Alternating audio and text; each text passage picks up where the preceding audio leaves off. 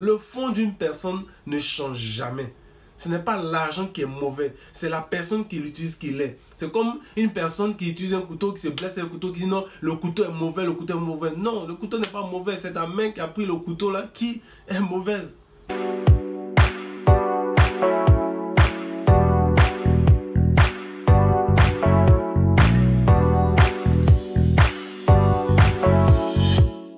Salut les amis, aujourd'hui nous allons parler d'un thème important, mais qui est très rarement abordé, le caractère en matière d'argent. Depuis quelques semaines en France, il y a l'affaire Pierre Palmade. C'est une célébrité française qui est, on va dire, accro à la drogue, au sexe et à l'alcool et qui est impliquée dans un accident de la route très grave. Et en parallèle, il y a une autre star aussi de la comédie musicale française qui est poursuivie pour des actes d'attouchement sexuel et même des rapports intimes avec des mineurs.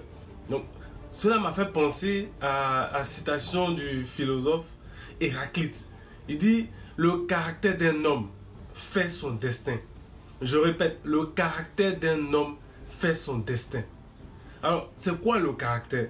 Le caractère d'une personne résume la manière dont cette personne réagit habituellement dans une situation donnée. Ce sont également les valeurs et les principes qu'elle a. Donc, caractère égale réaction, valeur, principe. Les principes sont les standards que vous établissez pour vous-même et que vous choisissez de suivre. Tandis que les valeurs, ce sont des normes qui sont, on va dire, importantes pour vous. Des normes qui vous aident à prendre des décisions, qui vous guident dans vos décisions, dans vos actions. Les valeurs comprennent le respect, la solidarité, l'accueil, la bienveillance, l'empathie, l'affection, l'amour, la fraternité, et etc. etc. Alors qu'un individu, si on parle de principe, avoir comme principe, bon, mon principe c'est je ne bois pas, je ne fume pas, je n'accepte pas de pot de vin, moi je suis pas un gigolo, bien moi je peux pas vivre sans papier en Europe. Bon, voilà, ça c'est ça les principes. Donc, en parlant de caractère, surtout en matière d'argent, moi je fais allusion à la manière dont vous réagirez face à l'abondance d'argent et de biens. Est-ce que vous allez réagir en bien ou alors est-ce que vous allez réagir en mal? Parce que la vérité c'est que si vous n'avez pas une certaine maturité émotionnelle, gagner ou gérer de grosses sommes d'argent peut vous amener à tomber dans l'orgueil, dans la dépravation, la méchanceté, dans les vices. C'est la raison pour laquelle il y a toujours des scandales et des troubles de comportement. Beaucoup d'entre vous ne peuvent, on va dire, gérer correctement la réussite financière ou l'argent. Pourquoi? Parce que avoir de l'argent est toujours accompagné de pression. C'est quelque chose qui pèse sur vos épaules. Je ne sais pas pour vous, mais je ne sais pas comment vous vous sentez quand vous avez en espèces, en liquide, par exemple, 100 000 sur vous, 500 000, 1 million, 1000 euros, 10 000 euros, 15 000 euros sur vous, 5 000 euros. Vous n'avez pas remarqué que les pensées qui vous animent tout d'un coup sont des pensées, des sensations, voilà, vous vous sentez fort, confiant, audacieux, vous avez des pulsions d'achat, pour d'autres même, ce sont des pulsions sexuelles. Vous voulez acheter tout ce que vous voyez, vous voulez acheter plein de choses, vous voulez vous faire plaisir aux gens, vous voulez prendre un pot, inviter des amis, vous vous rappelez même de vos projets. C'est là que pour vous, voilà, tout semble possible parce que vous avez l'argent dans vos poches. Et c'est là que d'autres aussi diront, depuis qu'il a l'argent, il a changé. Ou encore, il se prend, il fait trop le malin. Je ne savais pas qu'il était comme ça. En fait, l'argent ne change pas une personne. Il révèle qui elle est réellement. L'argent ne change pas une personne. Il révèle qui cette personne est réellement. Et il y a tellement d'exemples. Vous savez, le célèbre golfeur Tiger Woods. Il fait partie du cercle fermé des sportifs milliardaires. Il a divorcé par suite d'une addiction sexuelle. Vous connaissez également l'affaire Dubaï Porta-Potty. On en a longuement parlé. C'est un scandale sexuel qui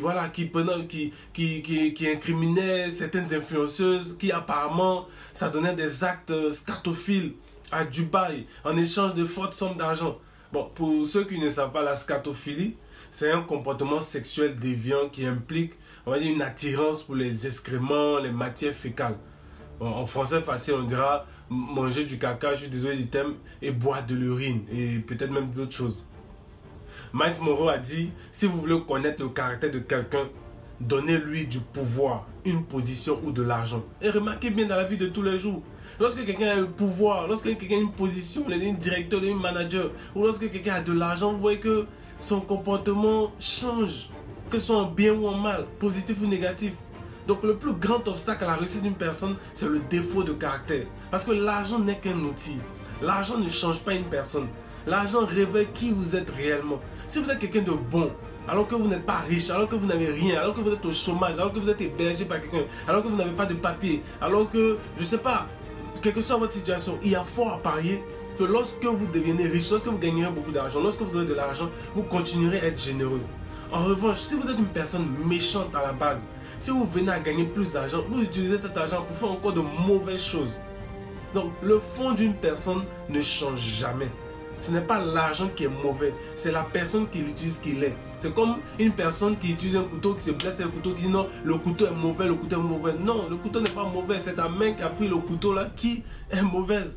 Donc, pour finir, moi j'aime bien cette citation de Denzel Washington qui dit: au moment où tu atteins le sommet, fais attention, c'est là que le diable vient te chercher. Donc en effet, plus vous êtes exposé à l'argent, plus vous devez être vigilant et travailler votre caractère pour ne pas tomber dans les vices, les excès, l'orgueil, les addictions. Travailler votre caractère veut dire apprendre à gérer des situations. Ça peut être des situations difficiles, des situations inconfortables, surtout en matière d'argent. Mais apprenez à le faire.